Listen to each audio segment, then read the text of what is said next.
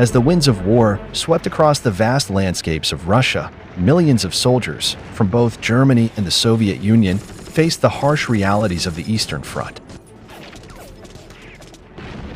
It was in this theater that some of the most monumental battles in history played out, each clash etching its own chapter in the grand narrative of World War II.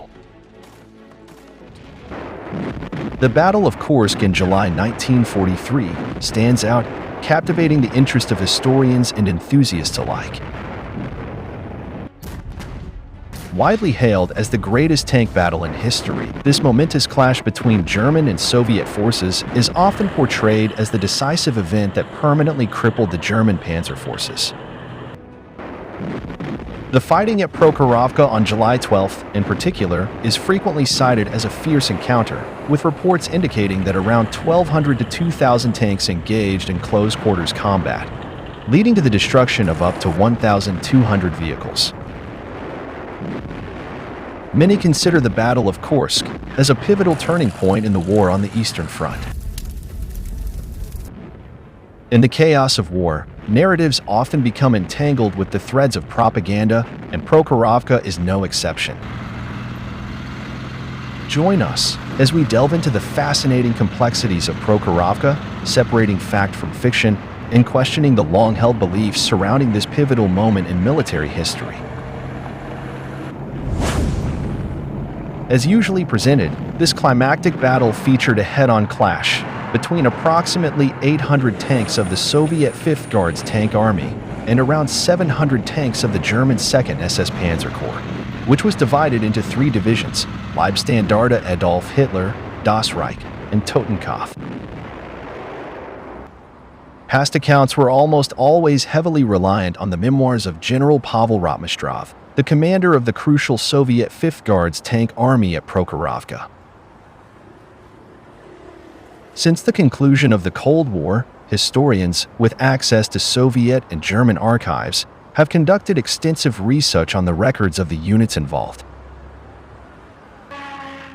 As a consequence, it is now widely acknowledged that the previously reported numbers, particularly those related to Prokhorovka, have been significantly exaggerated. It is also recognized that Prokhorovka may not have been the largest tank battle as initially thought. In this episode, we try to give a brief overview of the results of this research. In 2011, 3 comprehensive and thoroughly researched histories of the Battle of Kursk were released. The figures presented in this context are sourced from the 3 books: The Battle of the Tanks by Lloyd Clark, Blood, Steel, and Myth by George M. Knipe, as well as Demolishing the Myth by Valery Zamulin. The authors argue that the pivotal tank battle at the small village of Prokhorovka, situated south of Kursk, has been inaccurately reported and misinterpreted. Consequently, a series of myths has emerged surrounding this event. The new research casts Martin Kaiden, the author of The Tigers Are Burning, as particularly influential in perpetuating the myths that have developed around Prokhorovka. They show that Kaiden largely accepted without much scrutiny the distorted and self-serving account of the battle presented by Rotmistrov. It's worth noting that Rotmistrov's Soviet 5th Guards Tank Army suffered significant losses at Prokhorovka. The researchers argue that subsequent authors routinely and inaccurately embrace this perspective of the battle, a stance that served both Soviet propaganda objectives and offered the Germans a justification for their eventual defeat on the Eastern Front. Basing his account on Rotmistrov, Kaiden stated, "The exact moment of the encounter between the 2 tank forces, 850 pieces of armor on the side of the Russians and 700 pieces in use by the Germans, including more than 100 of the powerful Tiger heavy tanks." However, as we will see, these figures are significantly off base. Determining precise numbers on any given day can be challenging, as unit records may not consistently differentiate between the total number of tanks in their possession and the ones operational on a particular day. Also, daily numbers might not be documented in all records, and the potential for human error further complicates the accuracy of such figures. The challenges in determining accurate numbers for Prokhorovka are exacerbated by the historical disagreement on the precise extent of the battle. Some accounts focus solely on the conflict between the primary combatant units, the German 2nd SS Panzer Corps, and a segment of the Soviet 5th Guards Tank Army. Meanwhile, others encompass the adjacent 3rd Panzer Corps and the remaining forces of the 5th Guards Tank Army. Knipes' analysis concludes that the three SS divisions commenced July 12th with a total of 232 tanks, significantly fewer than the previously cited 700. Throughout the day, LH lost 17 tanks, Das Reich gained 8, and Totenkopf lost 45. Both Knipe and Zamulin agree that only Leibstandarte was present in and around Hill 252.2. which is now the location of a Soviet war memorial and the site of the renowned tank clash. Applying the most conservative definition, these researchers have determined that the total number of tanks engaged at Prokhorovka was approximately 910, with 294 being German and 616 Soviet. Expanding the scope to include neighboring units increases this count to 429 German and 870 Soviet tanks, resulting in a combined total of 1,299 vehicles. Kaiden then claimed that 100 Tigers and a lesser number of Panthers participated in Prokhorovka. Knipe challenges this assertion by citing 2nd SS Panzer Corps records, which indicate that the Corps had only one operational Tiger tank on the morning of July 12th, and no Panther tanks. As most Panthers in Army Group South were under Grossdeutschland's command, deployed to the west, as well as no self-propelled Ferdinands equipped with 88mm guns. Zamulin suggests that the entire 2nd SS Panzer Corps might have had up to 20 Tiger tanks, but he does not reveal the number that were operational or whether any were present on the Prokhorovka tank field. Clark's conclusion aligns with Zamulin's perspective, stating that the Soviets massively overestimated the Germans' Tiger tank numbers. According to Clark, at that juncture, the entire 2nd SS had only 15 operational Tiger tanks, with only 4 attributed to Leibstandarte, LH. Importantly, all three sources agree that LH did not possess any Panther tanks. As early as July 9th, Moscow issued a notable report from the Kursk front, titled "The Tigers Are Burning," a title later adopted by Kaiden for his book. This choice of wording was inaccurate on that specific date, and is evidently false when referring to the Prokhorovka engagement on July 12th. Where at most only a small number of Tiger tanks were present. Clark astutely observes that these exaggerated reports reflect the grip that the Tiger had on Soviet imagination. General Pavel Rotmistrov's memoirs, detailing his role as the commander of the 5th Guards Tank Army during the battle, indicated that 700 to 800 tanks had engaged on each side, with the Germans suffering over 400 losses. Given his authoritative position, Rotmistrov's account further solidified these numbers in the historical record. The recent research has substantially revised the numbers of lost tanks, significantly reducing the initial estimates. According to Soviet records, the 5th Guards Tank Army lost 359 tanks and assault guns on the 12th, out of which 207 were irreparable. In contrast, German records suggest equivalent figures for 2nd SS Panzer Corps and 3rd Panzer Corps amount to 193, with only 20 considered completely lost. However, the challenge of comparing these figures directly arises due to differing definitions of loss between Soviet and German records. Determining human losses poses similar challenges. The 5th Guards Tank Army reported 2,240 men killed and 1,157 missing, between the 12th and 16th of July.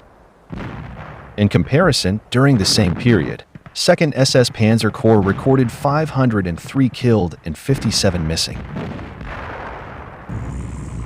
Cited also claims that on the morning of July 12th, the tanks were buttoned on both sides.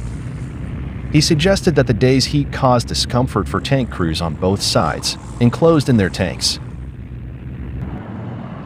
However, this assertion is more applicable to the Soviet forces, as their T-34 and T-70 tanks lacked a cupola for the tank commander's observation.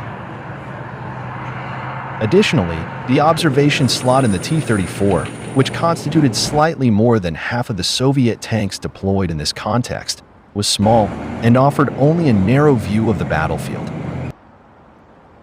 Each T-34 tank commander also served as the gunner for their tank, requiring them to be positioned below when firing the 76mm gun. In contrast, German tanks had a larger crew, affording the commander greater flexibility to observe the battlefield carefully from the turret. This difference in crew arrangement is among several factors contributing to the superior performance of outnumbered German tanks at Prokhorovka, a point that eluded Cited and many subsequent authors on the Battle of Kursk, who incorrectly asserted that German tank losses exceeded those of the Soviets. The inflated figures can be traced back to Soviet propaganda. Aware of the substantial losses suffered during the fighting, the Soviets, despite classifying the exact numbers, sought to ensure the population perceived these casualties as justified. Exaggerating the size of the German forces and their losses served this purpose, contributing to morale-boosting efforts. Some of the exaggeration had a foundation in reality. For instance, if 3 Soviet tanks had fired at a single German vehicle, initial reports transmitted to higher commanders might indicate that 3 German tanks had been destroyed. Determining the accurate details would require time, but in the interim, the inflated numbers served as more effective propaganda. During the Cold War, Western historians lacked access to Soviet archives, relying on the available exaggerated figures as their primary sources. While the German archives were more accessible, they were not fully utilized. Only with the end of the Cold War has this situation evolved. Nevertheless, obtaining reliable data regarding strengths and losses remains challenging, leading to significant discrepancies among historians in determining the accurate figures. Zamulin concludes that the exaggeration of German armor losses by Soviet authors of memoirs and military historians is linked to the desire to highlight the successes of the Soviet forces, and in doing so, to justify the significant losses on their side. General Nikolai Vatutin commanded the Soviet Voronezh front, thereby holding overall command of the Soviets in the southern half of the Kursk battle, including the troops engaged in the Prokhorovka encounter. Vatutin quickly grasped, within just a few hours of the Prokhorovka fighting, that the combat capabilities of several newly deployed tank corps had been severely diminished, while the enemy retained nearly all of their prior positions. Reporting such a stark reality to Stalin was a challenging task, and while it was never easy to convey such a naked truth, lying was equally perilous. As a result, reduced loss percentages and the notion of 2 days of fighting emerged, masking the actual duration of 8 to 10 hours of combat. On the other hand, even in the face of significant tank and personnel losses for the Soviets, Kursk must be acknowledged as a substantial German defeat, marking a turning point from which the Wehrmacht would never fully recover. Yet another kind of assertion is that never before had there been a charge of armor on such a vast scale, nor to this date has it ever been duplicated. However, when considering the geographic and temporal parameters associated with battles, it's notable that far more tanks were involved in engagements in Ukraine in 1941, and possibly even in Normandy in 1944, than at Prokhorovka. It is now widely acknowledged that the large-scale tank battles around Brody and Dubno which occurred between the 26th and 29th of July 1941, surpassed Kursk in terms of the intensity and scale of armored combat. The engagement around Brody and Dubno was a significant part of the border battles that took place at the onset of the German invasion of the Soviet Union. This battle involved approximately 3,500 Soviet tanks and 750 German tanks, resulting in a substantial defeat for the Soviets. They suffered the loss of hundreds of tanks and thousands of soldiers. By early July, most of the units engaged in this battle had been reduced to less than 10% of their original tank strength,